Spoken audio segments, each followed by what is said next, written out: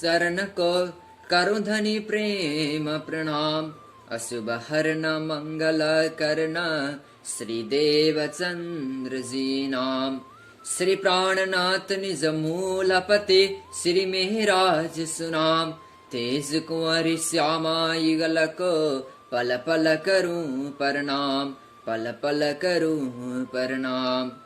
अखंड शाश्वत सद्घन सिद्धघन अनि आनंद घन अखिल ब्रह्मांड नायक परब्रह्म परमात्मा श्री राज समजीको युगल चरणमा सप्रेम प्रणाम अर्पण गर्दै अनि यस अनलाइन प्रवचन प्रतियोगिताको निर्णायक मण्डलज्यू एवं यस भिडियोलाई हेरिरहनुभएका सम्पूर्ण सुन्दर साथीहरुमा कोटि कोटि प्रेम प्रणाम। म झलक आचार्य झापा नेपालबाट यस सञ्चालन भइरहेको अनलाइन प्रवचन प्रतियोगिताको दोस्रो तथा अन्तिम राउन्डमा ध्यान एवं चितवनीको आवश्यकता किन भन्ने विषयमा आफ्नो प्रवचन प्रस्तुत गर्न गइरहेको छु। ध्यान एवं चितवनीको आवश्यकता किन भनेर बुझ्नु भन्दा पहिला ध्यान एवं चितवनी के हो भनेर बुझ्नु जरुरी छ। आफ्नो मन चित्तलाई एकाग्र गरेर आत्मिक दृष्टिले परमधाम जुगल स्वरूप अनि परात्म जो हाम्रो आत्माको मूल तन छ त्यो परात्मलाई देख्नु नै चितवनी हो। सामान्य भाषामा हामी यसलाई ध्यान साधना या मेडिटेसन पनि भन्ने गर्दछौं। सर्वप्रथम सद्गुरु श्री देवचन्द्रजी महाराजले चितवनीको मार्गमा हिँडेर हामीलाई ज्ञान दिनुभयो। उहाँ यस मार्गमा हिँड्नुभयो जब उहाँलाई हरिदासजीले बाँके बिहारीजीको वस्त्र प्रदान गर्नुहुन्छ र उहाँले त्यो वस्त्रलाई घरमा ल्याएर पधराउनुहुन्छ र अगाडि बसेर ध्यान चितवनी गर्नुहुन्छ।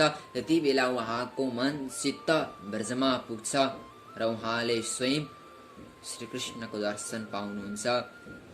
अनि पछि जब कानजी भट्टकोमा पनि भागवत श्रवण गरिरहनु भएको बेला उहाँले त्यो रास खेलाउने वाला स्वरूप किशोर स्वरूपको ध्यान चितवनी गरिरहनु भएको हुन्छ।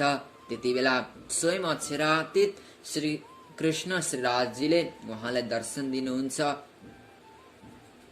अनि तारतम ज्ञान प्रदान गरे पश्चात उहाँलाई पातालदेखि लिएर सम्पूर्ण 14 लोक ब्रह्माण्डदेखि माथि परमधामको 25 पक्ष छर्लङ्ग हुन्छ। अनि पछि जब सद्गुरु महाराजले इन्द्रावतीजीको आत्म जागृति गर्नुहुन्छ महामतीजीले पनि चितवनीद्वारा सुन्दर साथको आत्म जागृति गर्नुहुन्छ। अनि आफ्नो लौकिक लीलाको अन्तिम समयमा पन्नाजीमा चितवनीद्वारा सुन्दर साथलाई आनन्द प्रदान गर्नुहुन्छ र भन्नुहुन्छ कि हे सुन्दर साथजी, चितवनी नै एउटा यस्तो मार्ग हो जसद्वारा हाम्रो आत्म जागृति हुन्छ। जसरी ज्ञान प्रेम सेवा सन्तोषको धेरै महत्व हुन्छ त्यसरी नै यो जागनी ब्रह्माण्डमा चितवनी बिना आत्म जागृतिको कल्पना पनि गर्न सकिँदैन। हामीले ब्रह्म ज्ञान तारतम ज्ञान त प्राप्त गरेका छौं। आज स्वयं अक्षरातीत परमात्मा यस धरतीमा आएर त्यो दिव्य ब्रह्म ज्ञान हामीलाई प्रदान गर्नु भएको छ। तर हामीले त्यो परमात्माको स्वरूप परमात्माको धाम अनि हाम्रो मूल तन हाम्रो जो आत्माको मूल तन छ त्यो स्वरूपलाई देख्न सकिनु भने त्यो ज्ञानको कुनै अर्थ हुँदैन। त्यो ब्रह्म ज्ञानको जब महत्व हुन्छ तब हामीले चितवनीद्वारा परमात्माको साक्षात्कार गर्न सक्छौं, आफ्नो मूल तनको स्वरूपलाई देख्न सक्दछौं। तारतमको सिद्धान्त अनुसार मृत्युलोक निराकार मण्डललाई पार गर्दै अव्याकृत सबलिक केवल अनि सत्स्वरूप ब्रह्मलाई पार गरेर जब हामी परमधाममा प्रवेश गर्छौं, परमधामको मध्यमा स्थित रंगमहलको मूल मिलापमा विराजमान श्री राज समजीको युगल स्वरूप अनि त्यो 25 पक्षीय परमधामलाई आफ्नो दिलमा बसाउनु नै चितवनी हो। फेर फेर स्वरूप जो निरखिए, फेर फेर भूषण श्रृंगार, फेर फेर मोल मिलावका, फेर फेर देखो ए मनोहार। सुन्दर शाहजी, ध्यान नै यस्तो एउटा अमृत रस हो, जसको एक थोपा रस स्वादनले पनि यस्तो अनुभव हुन्छ कि परब्रह्म परमात्मा त अखण्ड शाश्वत शान्ति प्रेमको सागर हुनुहुन्छ। यो संसार, यो जड रूपी शरीरको पछि भाग्नु त केवल दुःख नै दुःख हो। प्रत्येक मनुष्यको हृदयमा काम, क्रोध, लोभ, मोह, अहंकार रूपी विकार रहेको हुन्छ। तर परमात्माको ध्यान चितवनी रूपी अग्निद्वारा नै यी विकारहरूलाई नष्ट गर्न सकिन्छ, जलेर खानी हुन्छ, अन्य कुनै बाटो हुँदैन।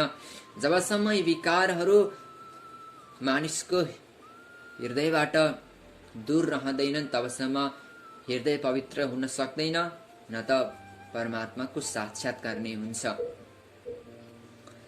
परमात्मालाई न त पञ्चभौतिक आँखाद्वारा देख्न सकिन्छ, न त वाणी तथा इन्द्रियद्वारा गरिएको तप कर्मद्वारा नै प्राप्त गर्न सकिन्छ।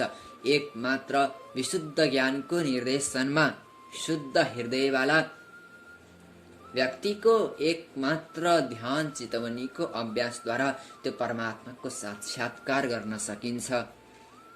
र जसलाई यो अज्ञान अन्धकार दूर भएर ध्यानद्वारा चितवनीद्वारा जसले परमात्माको साक्षात्कार गर्न सको, उसलाई यति आनन्द प्राप्त हुन्छ कि त्यो आनन्दलाई हामीले शब्दमा वाणीमा व्याख्या गर्न नै सक्दैनौँ।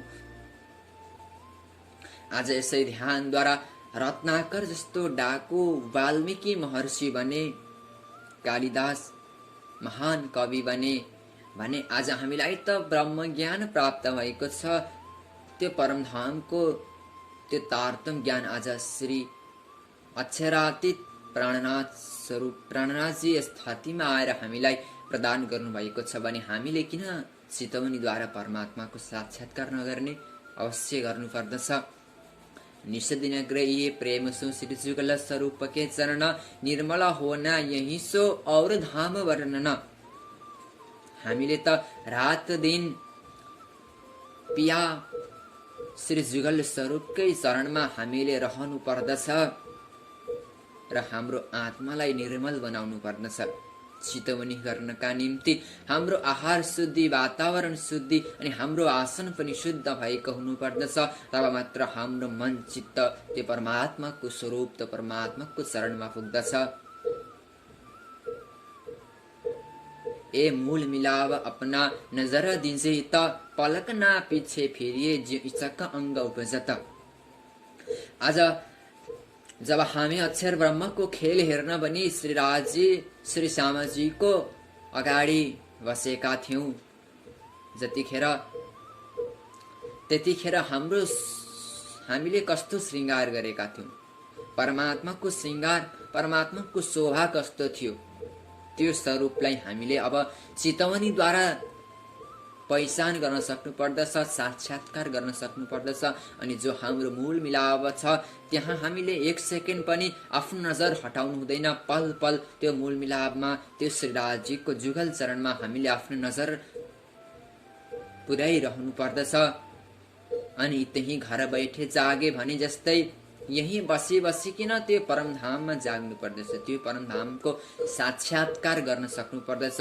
अनि मात्र हाम्रो आत्मा निर्मल हुँदछ अनि हाम्रो जीवन धन्य धन्य भएर जाँदछ। त्यसकारण अब हामीले पनि सद्गुरु महाराज श्री प्राणनाथजीले देखाउनु भएको त्यो मार्ग, चितवनीको मार्गमा हामीले हिँड्न सक्नु पर्दछ अनि आफ्नो जीवनलाई धन्य धन्य बनाउनु पर्छ भन्दै म आफ्नो 2 शब्द यही अन्त्य गर्दछु।